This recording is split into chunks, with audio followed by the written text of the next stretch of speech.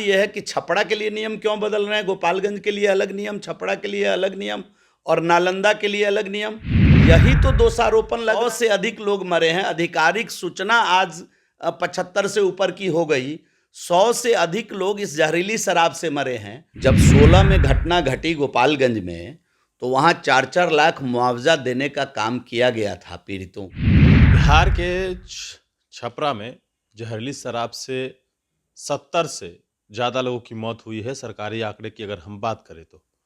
लेकिन इसके बाद विपक्ष की तरफ से इस बात की मांग लगातार की जा रही है कि जो लोग जहरीली शराब पीने से मरे हैं, उनके परिवार को जो है मुआवजा मिलना चाहिए।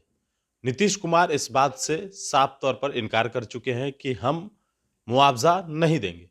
लेकिन 2016 में जिस प्रकार से गोपालगंज में जो घटना घटी थी जहरीली शराब की मौत के बाद, तो उस वक्त मुआवजा 4-4 लाख सरकार ने दिए थे।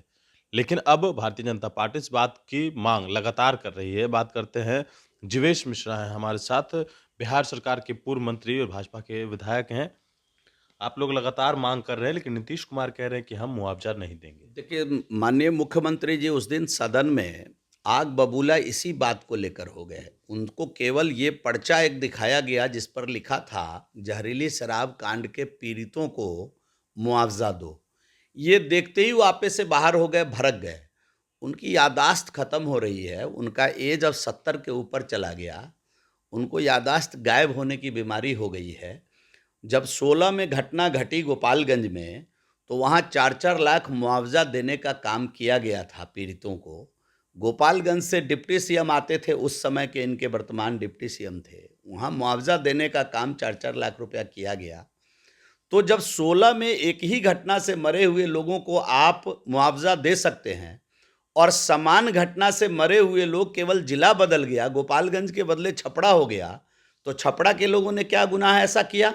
और सवाल यह है कि छपरा के लिए नियम क्यों बदल रहे हैं, गोपालगंज के लिए अलग नियम, छपरा के लिए अलग नियम और नालंदा के लिए अलग नियम। यही तो दोषारोपण लग रहा है माननीय मुख्यमंत्री जी के ऊपर। और सवाल उठता है कि जो आपने मद्य निषेध नियमावली 16 की बनाई है, उसके 42वें पैरा में साफ लिखा हुआ है कि इसमें मुआवजा का प्रावधान, जहरीली शराब से मरने पर मुआवजा का प्रावधान है। उसमें यह दिया गया कि शराब माफिया से पैसा वसूल कर उनको मुआवजा दिया जाएगा, अन्यथा जिलाधिकारी तय करेंगे कि मुआवजा किस प्रकार उनको देना है। तो मुआवजा का प्रावधान स्वयं इन्हीं के द्वारा बनाए गए मद्य निषेध कानून के अंदर मुआवजा का प्रावधान है। और उसी मुआवजा के प्रावधान के तहत गोपालगंज में 4-4 लाख रुपया मुआवजा दिया गया जहरीली शराब से मरे हुए लोगों को 2016 में। तो इस प्रकार का भेदभाव प्रदेश का अगर मुखिया करे, इस प्रकार की बातें करे, असंवेदनशील बात करे, कोई मर जाए और कहे हंस के मुस्कुरा के कि पिएगा तो मरेगा, जैसे कोई जंग जीत के आया हुआ हो मुख्यमंत्री। अरे 100 से अधिक लोग मरे हैं। आधिकारिक सूचना आज 75 से ऊपर की हो गई। 100 से अधिक लोग इस जहरीली शराब से मरे हैं। उनके कम से कम 500 परिजन हैं जो आज रो रहे हैं, बिलख रहे हैं। प्रदेश के मुखिया होने के नाते उनके आंख का आंसू पोंछना पहले बिहार प्रदेश के मुख्यमंत्री का पहला काम होना चाहिए। हमारे प्रदेश के 500 से अधिक लोग, केवल परिवार के लोग, इस घटना को लेकर रो बिलख रहे हैं। पूरा गांव रो रहा है, पूरा समाज बिलख रहा है। वहां जाकर के आप मंजर देखिए, आप टिक नहीं पाइएगा वहां लोगों के रुदन के आगे। आपका रूह कांप जाएगा, आपका दिल पसीज जाएगा, दहल जाएंगे आप वहां की स्थिति देख करके। और उस प्रदेश का मुखिया, उस प्रदेश का मुख्यमंत्री, जिन्होंने 37 वर्षों से अधिक अपना जीवन, संसदीय जीवन बिताया हो, और इतना असंवेदनशील बयान देता हो कि पिएगा तो मरेगा, हम कोई मुआवजा नहीं देंगे। इसी घटना को लेके एक बार आप मुआवजा दे चुके हैं। पूरे देश में इसकी भर्त्सना हो रही है। पता नहीं इनके सलाहकार कौन कौन लोग हैं, कौन कौन लोग इनके इर्द गिर्द बैठते हैं कि इतनी बड़ी घटना पर एक संवेदना प्रकट करने की फुर्सत नहीं हुई मुख्यमंत्री को, और उल्टे असंवेदनशील बयान देते हैं। निश्चित रूप से छपरा में जहरीली शराब कांड से मरे हुए लोगों को मुआवजा मिलनी ही चाहिए। ये भारतीय जनता पार्टी की ही नहीं, पूरे बिहार प्रदेश का डिमांड है। आप ग्राउंड रिपोर्टिंग कर लीजिए, आप जमीन पर जाइए, आप धरातल पर जाइए। छपरा कांड की बात आप किशनगंज में जाकर करिए। भभुआ में जाकर करिए, वहाँ का आम आवाम क्या कहता है, उनकी आवाज़ को बहरे गूंगे सरकार, अंधी सरकार के कान में डालने का काम आप लोग भी करिए। लोकतंत्र के चौथे स्तंभ हैं। एक सवाल आपसे ये भी रहेगा कि जब आप सत्ता में थे, यह सवाल सत्ता पक्ष ने किया है कि जब आप सत्ता में थे और उस वक्त जहरीली शराब से मौत हुई, तो क्यों नहीं आप लोगों ने इस बात का डिमांड किया कि मुआवजा मिलना चाहिए? आपको शायद मालूम नहीं है कि हम लोगों की कई बार कैबिनेट के अंदर इस बात को लेकर भिड़ंत हो चुकी है। और जब हम सत्ता में आए तो 18 में भी अमेंडमेंट कराए। जो 16 का कानून आया, आप ठीक से पढ़ लीजिए उसको उठा करके। 16 का जो मद्य निषेध कानून था वो तालिबानी कानून था कि आपके कैंपस में अगर एक बोतल मिल जाएगा तो पूरा कैंपस सील कर दिया जाएगा।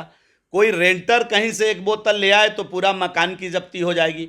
बिल्कुल तालिबानी कानून किसी ने बना कर दिया था और मुख्यमंत्री ने सीधा सीधा दस्तखत किया या अपने नेतृत्व में बनाया, मुझे मालूम नहीं है। लेकिन जब भी भारतीय जनता पार्टी आई, आप देख लीजिए, हम लोगों ने 18 में अमेंडमेंट कराया उसमें, और जब हम लोग पुनः दोबारा सरकार में आए तो हम 22 में भी उसमें संशोधन कराए। हम इसकी समीक्षा चाहते हैं, सर्वदलीय समीक्षा चाहते हैं। हम लोग पूर्ण शराबबंदी चाहते हैं। ये नहीं कि एक सिंडिकेट बना करके चोरी छिपे होम डिलीवरी सरकार शराब की कराए और दूसरे तरफ गरीबों को जहरीली शराब पीने के लिए कई बार सरकार विवश करे। ऐसा नहीं होना चाहिए। पूर्ण शराबबंदी हम लोग चाहते हैं, इसकी विस्तृत समीक्षा होनी चाहिए। और जो ये शराबबंदी आनन फानन में 15 चुनाव के बाद 16 में सरकार लागू कर दी, सरकार को होमवर्क करना चाहिए था। सरकार को शराबबंदी लागू करने के पहले 3 साल कम से कम लोक जागरण करना चाहिए था। लोगों के बीच जाकर के जागृति पैदा करना चाहिए था। स्कूल कॉलेज के माध्यम से जागृति पैदा करना चाहिए था। जनप्रतिनिधियों के बीच जाकर के उनके माध्यम से सोसाइटी में जागृति पैदा करना चाहिए था।